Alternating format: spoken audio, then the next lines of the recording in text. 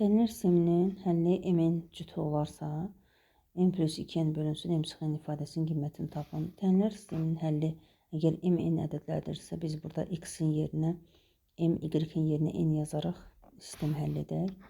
M kvadrat üstə gəlinsin m bərabərdir 8 və m vur n üstə gəlinsin n bərabərdir 2.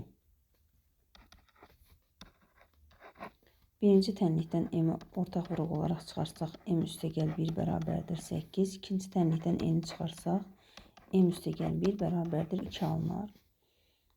Əgər ifadələri tərəf-tərəfə bölsək, m bölünsün n bərabərdir n plus 1-lər ixtisar gedər, 8-də 2 ixtisar gedər, 4 qalar, 4-ün 1-ə nisbəti. Biz burada ifadə nisbət şəklindədir. M bərabərdir 4-də yaza bilərik. 4k-da yaza bilərik. 4k olaraq yazaq. N də bərabərdir 1k-ya.